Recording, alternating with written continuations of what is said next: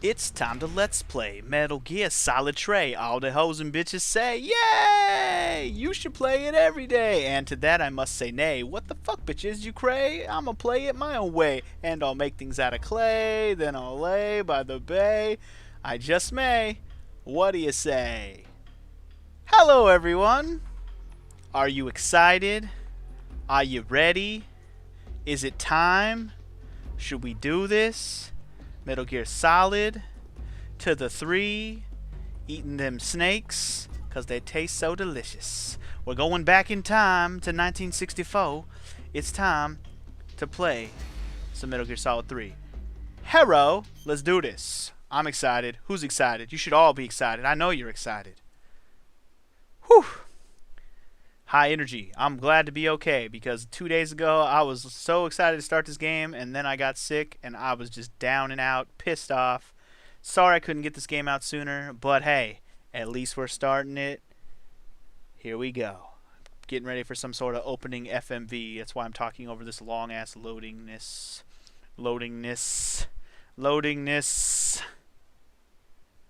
Is it going to be like a big time opening cutscene? Oh, of course we have to have a first loading and saving because I haven't started yet. Of course. Of course. Kojima Productions. Blue Point Games. We already know who that is. Whoa. We're already getting psychedelic on it. And, whoa, we're already on the title screen. In which case, I'm not going to worry about watching an opening FMB. Let's just start the game, because I'm sure the game is going to have plenty of cutscenes to kick it off. Based on your guys' I won't say spoilers, but yeah, I just won't say spoilers. And another thing that you guys have made me aware of, and I was actually already aware of on my own, is this game actually has Metal Gear 1 and Metal Gear 2 from the MSX, which is an old-ass game console. Basically the original Metal Gear games. Will I be playing those on this channel? I don't know. I can't promise anything. I mean, at best, what I may do is, if any of you have been keeping eye on my channel, maybe I'll relegate them to a one-off Wednesday, and whether I beat them will be irrelevant. I'll just play them. I'm not going to promise I'll play and beat them, but I may play them. And a one-off Wednesday almost sounds perfect for that. I'm kind of glad I started that show. Anyways, now I'm getting derailed. Let's just start the shit. You guys have already spoiled that there's going to be a lot of cutscenes. Not that that's really a spoiler. I mean, the other two Metal Gears had a long-ass cutscenes. Did I just say that? Had a lot of cutscenes at the beginning. I'm playing the MGS series for the first time. I like MGS 1. I like MGS 2. I like MGS 3. Yeah. What? I like MGS2? I'm not exactly sure which one to pick. Did you guys tell me which one of these to pick? I'm just going to pick the second one, because that seems the most relevant in terms of, like, maybe this is going to affect my controls. I don't know. I would prefer the Metal Gear Solid 2 controls, I guess. Maybe you guys could tell me what this means, and I may have to start over from the beginning just to change this. Just let me know what this means. I'm just going to pick this one for now. And I'm going to go with normal difficulty as I usually do. Yeah, I'm a noob. I don't play hard, even if it is already unlocked. I am confident, yes, but I'm not confident enough. I just hope the controls are similar because, man, I'm very used to controls. I think they're still in my mind well enough for me to be okay at the game. Let's hope that's true. Anyway, after the end of I don't have to read it. Thank you. The world was split into two, East and West. This marked the beginning of the era called the Cold War.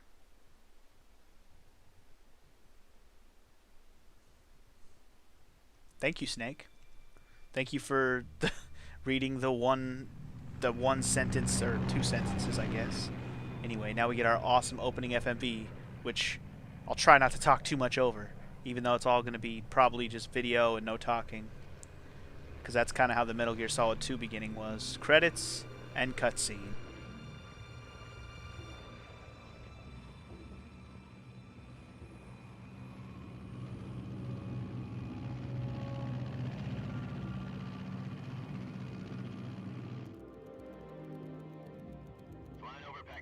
Altitude 30,000 feet. Approaching Soviet airspace. 20 minutes to drop off. Commencing internal depressurization. Equipment check. Arm main parachute. All right. Ready to go. Drop zone still showing a high-pressure mass. Cav okay. Good. We've got high visibility.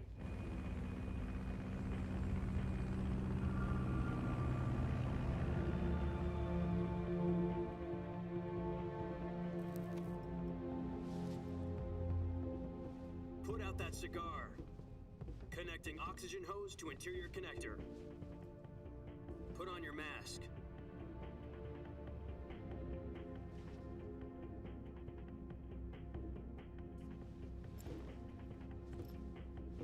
Does this panty waste know what he's doing? Approaching release point. 10 minutes to drop off. Hey, are you deaf? He said put out the cigar and put on your mask.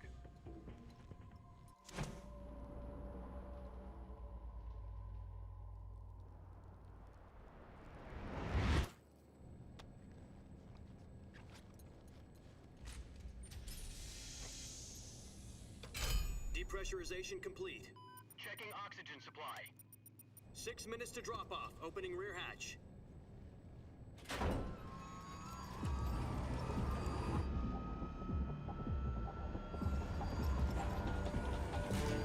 Sunrise.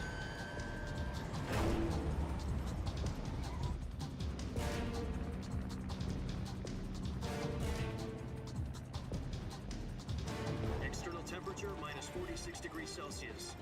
2 minutes to drop off. Stand up.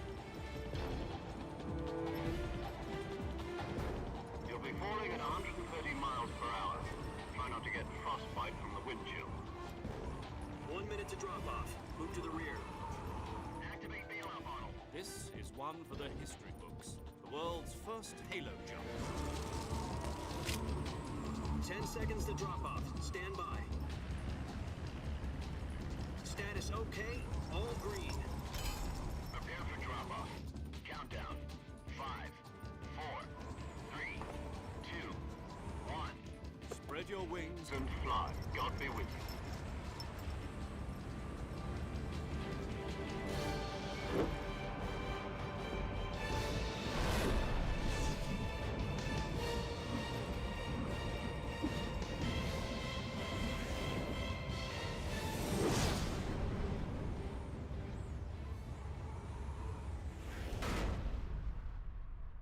Apparently this game was directed by Hideo Kojima. Who knew? Jack, I've got some important news. The head of the CIA has finally given us the green light for the Virtuous Mission. Virtual mission? No, the Virtuous Mission. The future of our Fox unit depends on it. If it succeeds, we'll be officially organized into a unit. Virtuous mission?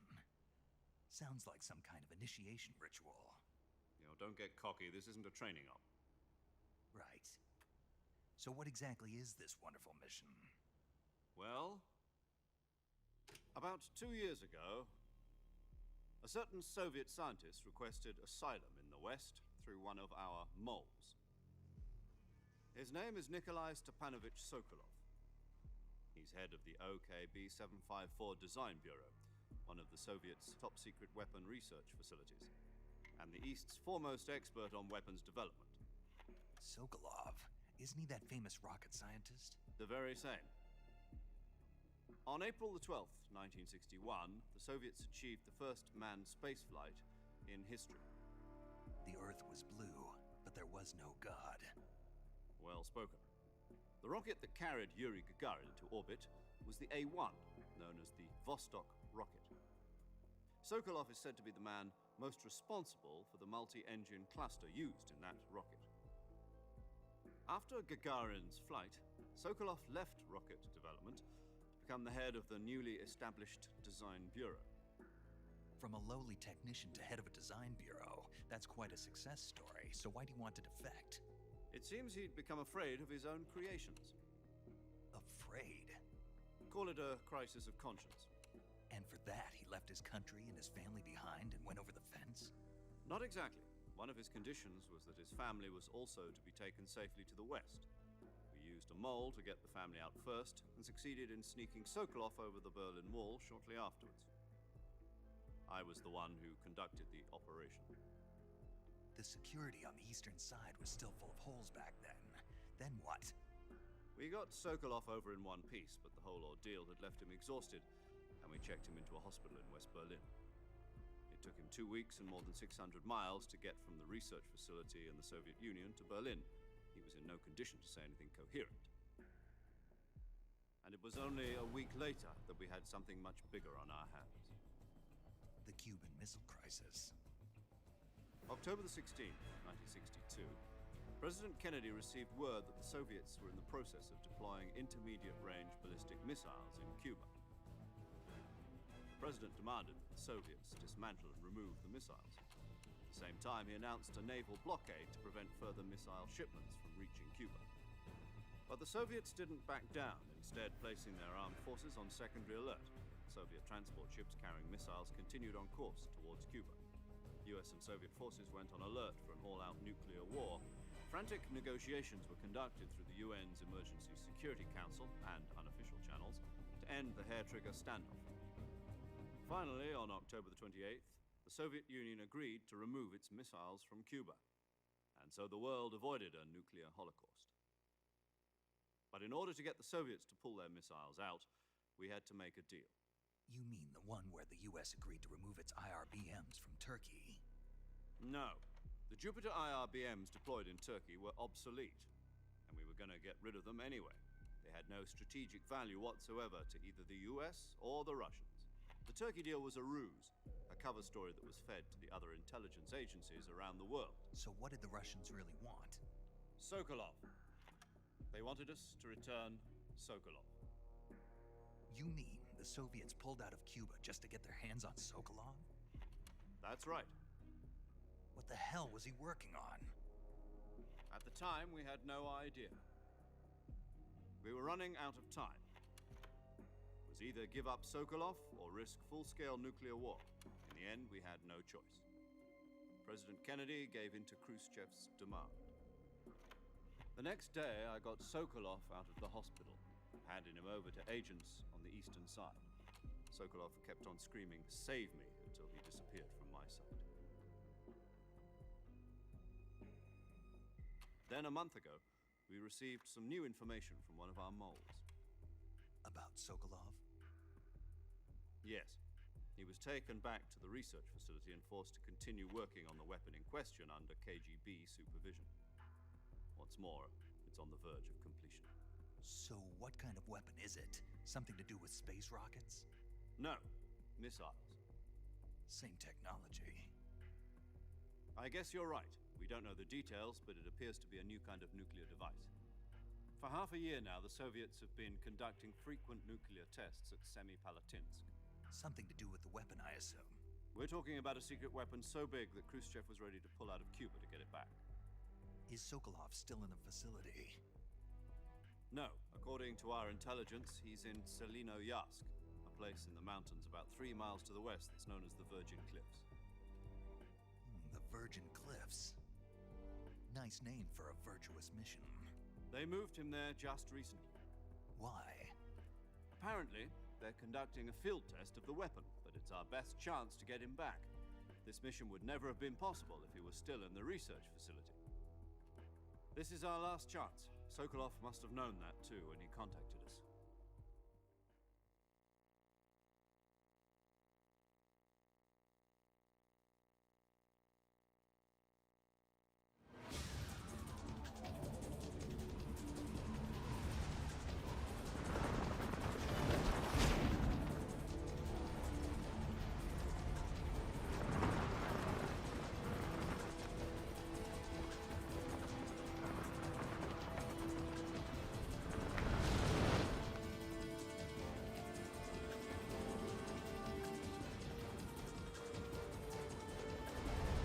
Listen up, Jack. Your mission is to infiltrate Selinoyarsk in the Soviet mountains, ensure the safety of Sokolov, and bring him back to the West.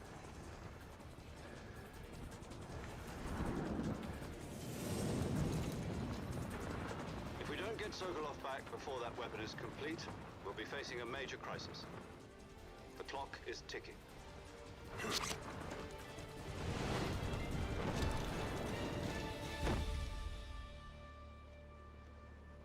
Once we've confirmed the rescue of Sokolov, stand by at the recovery point. A recovery balloon will be dropped at that point. Helium will be pumped into the balloon to inflate it. The process takes about 20 minutes. Once it's complete, the gunship's arm will latch onto the balloon and pull it up. The Fulton surface-to-air recovery system. I'm familiar with the theory. Take it easy. It's been combat-proven. Do you think Sokolov is up to it? The shock will be less than during a parachute jump, and the arm can handle up to 500 pounds. So you're planning on going over the border in a single combat talent? She's equipped with two 6-barrel 20mm Vulcan cannons, as well as two 40mm machine guns. Sounds like she could hold her own against a battalion of tanks. Even with the fuel in the reserve tank, we're facing a 4-hour time limit. If all goes well, it shouldn't take more than a few hours. Home in time for dinner. But if anything goes wrong, You'll be eating dinner, breakfast, and all the rest of your meals in the jungle.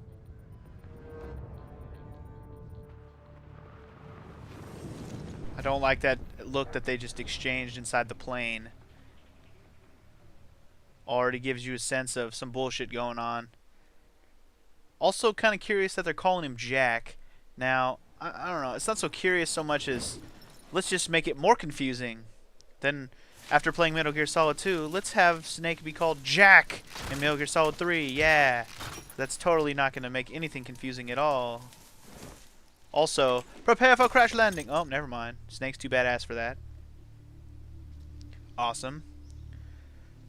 I already like the setting if this whole game takes place in the jungle. And it brings to mind a certain Guns N' Roses song that I may have to end up singing at some point. And also, funny that Metal Gear Solid Snake Eater is right there on his helmet, which I neglected to mention. I saw that earlier, but I didn't want to mention it during the cutscene. And yes, I know this is a cutscene, but no talking is going on. And I'm thinking from here on out, any more cutscenes or talking may just be codec related until we actually meet somebody. Anyway, so I assume this is Solid Snake, right?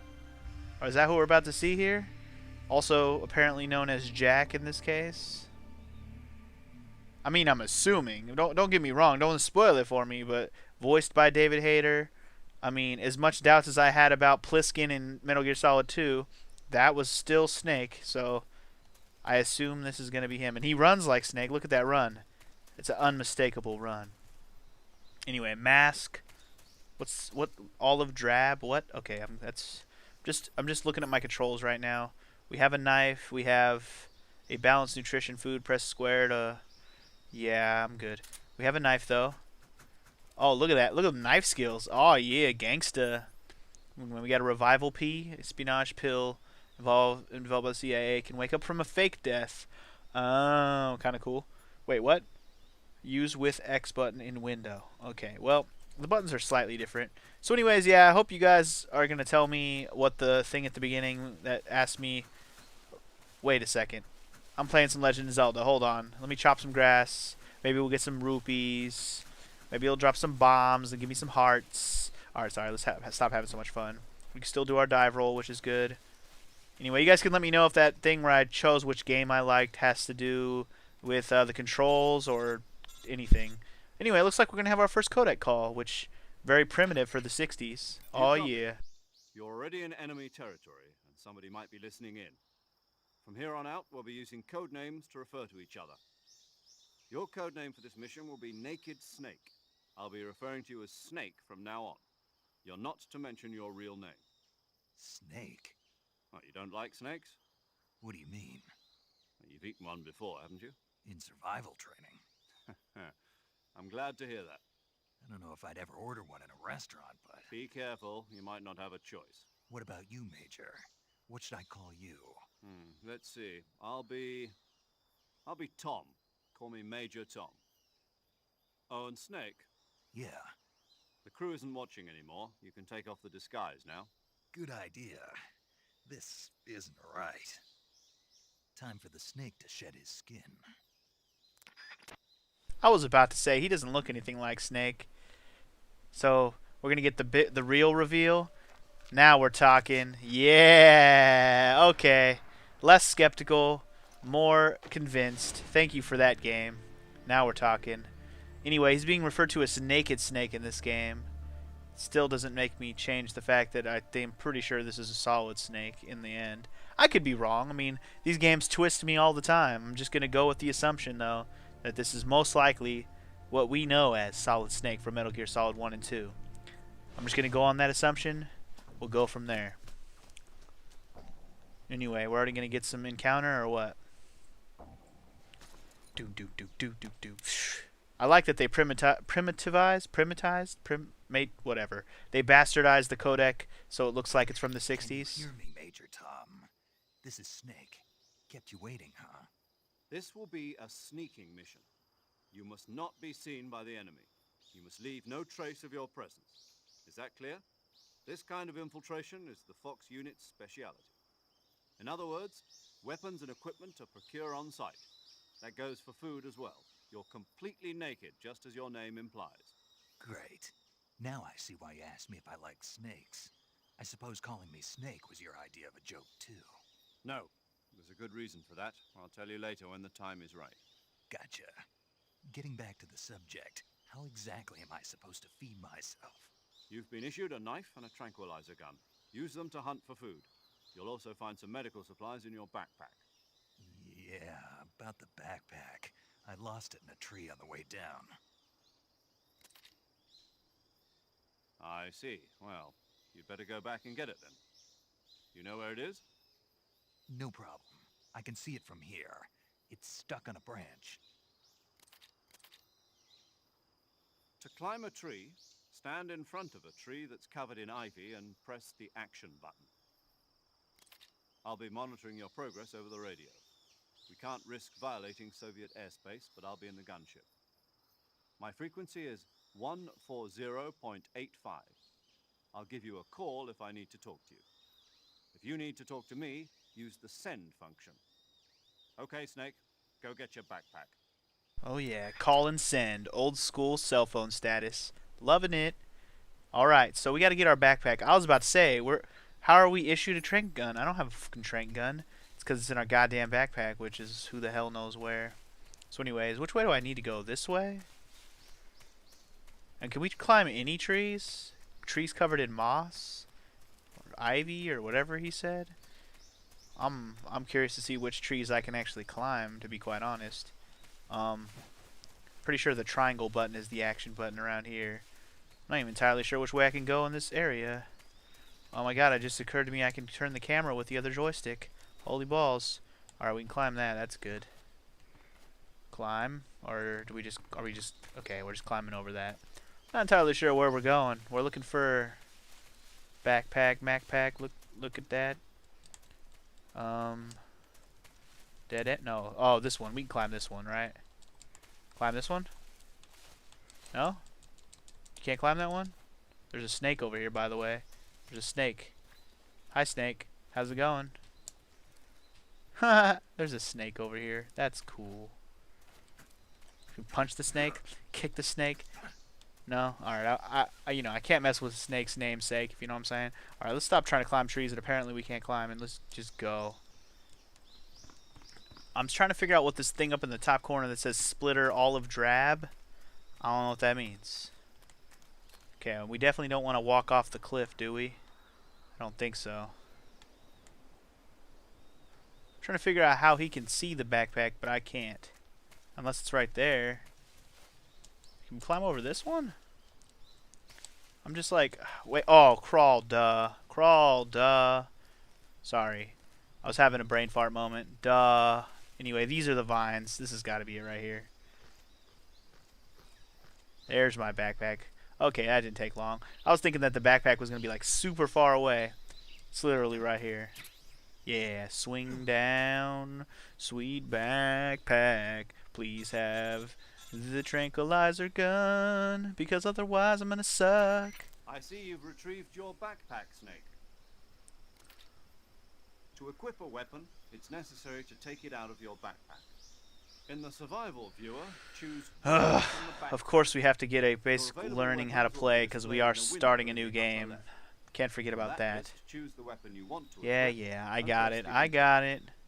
For other equipped items, just do the same thing from Yes, item. Major Tom, I got it. Use the survival viewer backpack. Yep, that's right. Survival is fundamental to this mission. It always After you've been out is. in the field for a while, your stamina will start to drop. If your stamina gets too low, it'll affect your performance. You won't be able to shoot accurately, for example, and your wounds won't heal as smoothly. Keep an eye on your stamina so you don't run out. To recover lost stamina, you can hunt for local flora and fauna. What? You can use either your Tranquilizer Gun or your knife to hunt. What? My only weapon is a Mark 22 Hush Puppy Tranquilizer Gun? That's right. It's been fitted with its own suppressor. However, the suppressor will deteriorate every time you fire. Once its durability reaches 0, the noise suppression effect will be gone. So don't get too trigger happy with it. The suppressor's durability is shown in the icon. Any weapons and equipment beyond what you're carrying now, you'll have to find as you go. I have to find my own weapons and equipment? Whose crazy idea was this anyway? Solo covert actions are standard Fox operating procedure. You can't leave any traces of your presence. No weapons, equipment, footprints, sweat, or bodily waste. The same goes for bullets and cartridges, too. Your presence in enemy territory is already a violation of international conventions of warfare. There aren't supposed to be any American soldiers in Russia. It could spark an international incident. You can't let anyone see you. You can't let the enemy know you're there. This is a stealth mission. You're a ghost, Snake, in every sense of the word. And there'll be no rescue if you're captured. The military and US government will deny any involvement in the affair. Then I'll just have to take care of myself, huh? I'm afraid so. You've been given a fake death pill for that purpose. SIS guidelines stipulate that soldiers on covert ops like this one be issued a potassium cyanide capsule. Tape it to your body so you can take it when you need to. How generous of you. Use it if you're taken prisoner by the enemy. It'll send you into a state of false death for a short time. Fooling them into thinking that I'm really dead. So, how do I come back to life? Just take the revival pill. You mean that thing they put in my tooth before the mission? That's the one. But be careful. If you remain in a state of false death for too long, nothing will be able to bring you back. Remember that. I'll keep it in mind. You said this was a solo mission, right? Right. I guess that means I can't count on any reinforcements. Correct. The mission rests entirely in your hands. A real one-man army. Relax. There's a support team ready to back you up over the radio. Who? I'll introduce them to you. This time, survival is of utmost importance. The first member of the support team will be in charge of monitoring your physical condition, acting as a medic, so to speak, as well as recording your mission data. She's a member of Fox as well, and she's here on the gunship with me. She. Hello, Snake. I'm paramedic. Nice to meet you. Paramedic. As in a medic who comes in by parachute. Aren't you going to tell me your real name? Are you going to tell me yours, Mr. Snake? My name, huh? It's John Doe. And they call you Jack for short. You're a regular Captain Nemo. A name means nothing on the battlefield. After a week, no one has a name. What's your name? Jane Doe. Very funny. I wasn't joking, but I'll tell you my name only if you manage to make it back alive. My frequency is 145.73. She's also in charge of recording your mission data. Whenever you want to save, send a message over the reserved save frequency, 140.96. Oh, don't worry, we'll So be calling Sync her lets soon me enough. record my mission data. That's right. It also records the state of your health. Good to know. There's one more person I want to introduce you to, Snake. Huh? Speaking of snakes, you remember the boss, don't you? A legendary soldier and your mentor. Actually, it was the boss that got the DCI's authorization in the first place. She's going to be serving as Fox's mission advisor. Boss is?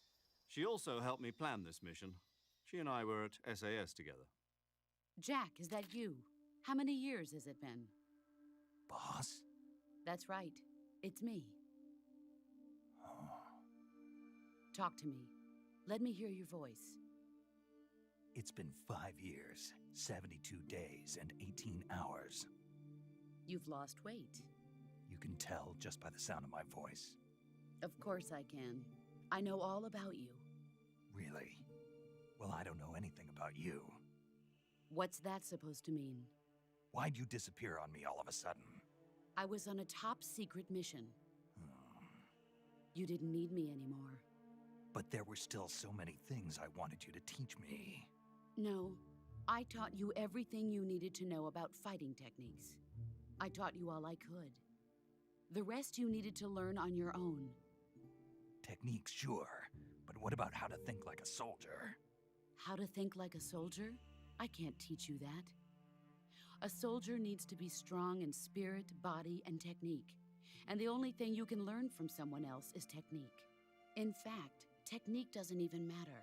What's most important is spirit. Spirit and body are like two sides of a single coin. They're the same thing. I can't teach you how to think. You'll just have to figure it out for yourself. Listen to me, Jack. Just because soldiers are on the same side right now doesn't mean they always will be. Having personal feelings about your comrades is one of the worst sins you can commit. Politics determine who you face on the battlefield. And politics are a living thing. They change along with the times. Yesterday's good might be tomorrow's evil. Is that why you abandoned me? No, it had nothing to do with you. I already told you, Jack. I was on a top secret mission. A soldier has to follow whatever orders he's given.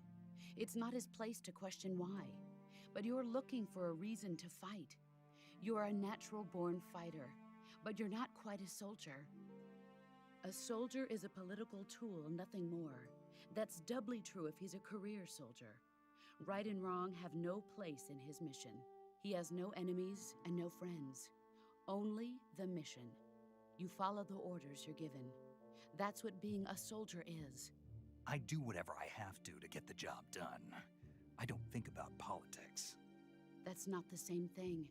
Sooner or later, your conscience is going to bother you.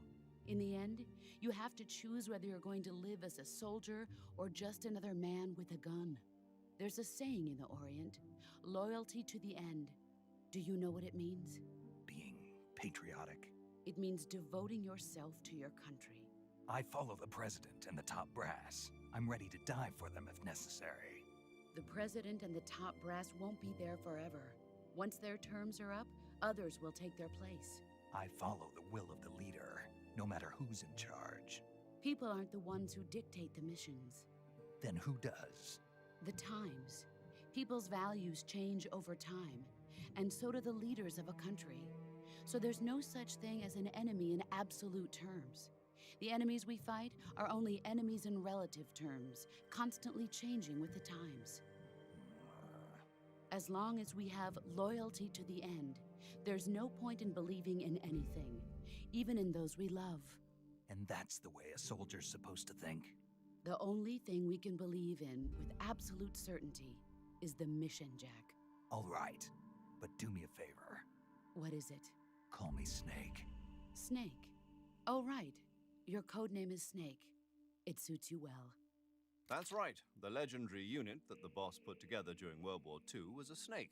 The Cobra unit, a group of heroes that brought the war to an end and saved the world. As long as you've got a legendary hero backing you up, you'll be fine. Isn't that right, Snake? Yeah, I can't think of anyone else I'd rather have with me. Oh, and one more thing, boss. Yes? It's good to hear your voice again. Same here. After all, who knows if either of us will make it out alive? Snake, you are always best at urban warfare and infiltrating buildings. But this is the jungle. Survival is going to be key. Those CQC techniques I taught you are sure to come in handy. CQC? Close quarters combat, huh? I've been in the Green Berets for the past few years. I'm probably pretty rusty. Not to worry. I'll be here to help you remember. After all, this is your first actual survival mission. I'll be supporting you over the radio. Where are you, boss? Next to the Major? The boss is communicating with us by radio from aboard a Permit-class submarine in the Arctic Ocean. My frequency is 141.80. Call me if you need my advice on battle techniques. Gotcha. Your mission is to retrieve Dr. Sokolov. Dr. Sokolov is being held in an abandoned factory located to the north of your current position. Avoid heavy combat and don't let anyone see you. Don't forget that this is a stealth mission. Oh, don't you worry. I didn't forget, bro. Can we move again yet? Try to Jesus. remember some of the basics of CQC.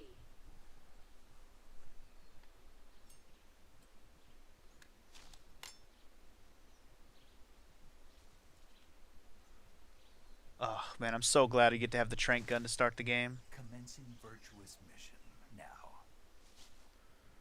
Commencing the Virgin Island mission, or whatever it was, the Virtuous Mountain, what was it called? The Virgin Cliffs. We're in the Virgin Cliffs of Russia. And one thing I want to do before we get into this too much. Oh wait, you know, I just realized we have the knife and the handgun equipped at the same time. That's impressive. All right, you know what I'm gonna do though? What I was thinking about that whole time, when they said I have to kill Flora and Fauna for stamina, and I saw this snake. I was like, man, maybe I can kill this snake with the knife. And there's some MK22 bullets, which makes me think I should go ahead and just shoot these snakes. There's more than one over here. Let's try it. Yes! Yes! Yes! Ooh, let's collect more snakes. I'm down with collecting snakes. I'll pick up the ammo in a second. I saw there was another one right here. Yeah. Now, I don't know if this has... I was just about to say, I don't know if this has anything to do with achievements or anything. But then I just got a trophy, so never mind. Oh yeah, we're collecting dead animals all day, every day, baby. Hell yes. Anyway, let's go ahead and grab this ammo. And, alright, I just wanted to see what that did. Now that I know, I'm happy. If there's more animals, I'll get them in my own time. So anyways, apparently we met Ricky Rouse the Boss. I'm not entirely, oh, that's the wrong place to climb over, dumbass. I mean, I think I know who she is. I'm pretty sure. Metal Gear Solid 1 and everything. But I'm not going to go ahead and talk about it too much right now. I mean, we are in the opening episode. I don't want to get too speculatory quite yet. I'm just glad we got most of these cutscenes out of the way. Hopefully in the next episode, yes, we're about to end the episode, we can actually get some shit done. So I'll save all of my speculations about the story. I didn't know we were going to get a fucking history lesson about the Cuban Missile Crisis. Swear. I feel like I'm about to start playing or watching... the freaking X-Men First Class movie, Cuban Missile Crisis all over again. And thank God these freaking frequencies saved in the thing, because otherwise I was not going to remember them.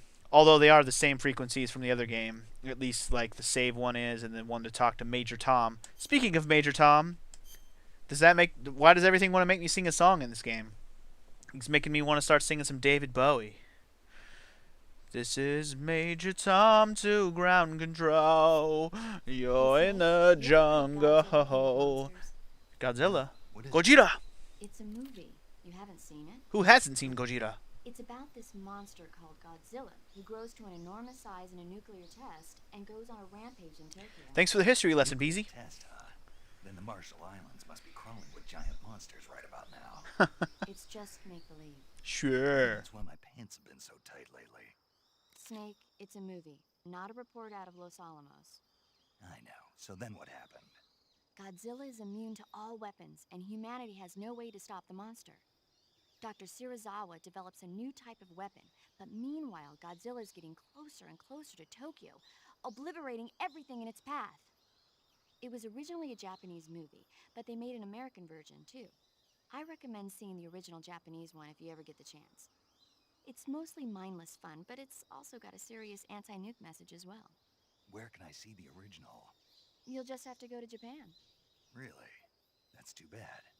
Well, if you wait 40 years, you might be able to see it in America, too. Why's that? 2004 will be Godzilla's 50th birthday. You think they're still going to be making Godzilla movies then? Of course! Everybody loves Godzilla. Sure This girl has such foresight. I don't suppose you're the movie-watching type, are you? Not really. Okay, then I'll tell you everything I know. When the going gets tough, movies can save your life. It's always good to be able to look at things from a different perspective when you get in a jam. That's the magic of movies. No kidding. Well, I guess it might at least make a nice distraction. That's the spirit, Snake. Have a little fun. Okay, I know I never freaking relied on comm calls in any of the other games, but if she's going to talk about movies, I'm going to call her at least once an episode, because I want to know what the hell she's going to compare everything to. I mean, sure, she's going to pick movies that are from the 60s and before, because that's when this is taking place, but I don't give a fuck. That's still going to be cool. Is there anything over here? No? Okay, I just wanted to make sure. Anyways, I'm going to go ahead and end the episode here. I will see you guys next time on Metal Gear Solid 3. I hope you guys are excited for this. I mean, I don't even know why I say that, because I know you guys are excited for this. But I'm sure this is... certainly hope this brings in some new fans, which I can't see why not. I mean, this is one of the fan favorites in the series. So anyways, those of you who are along for the ride, I hope you enjoyed this opening episode of basically nothing but cutscenes and a little bit of me talking. There'll probably be a lot more of me talking and less cutscenes in later episodes, but I could be wrong. Anyway, shut the fuck up already, and I will see you guys in this next episode. Peace!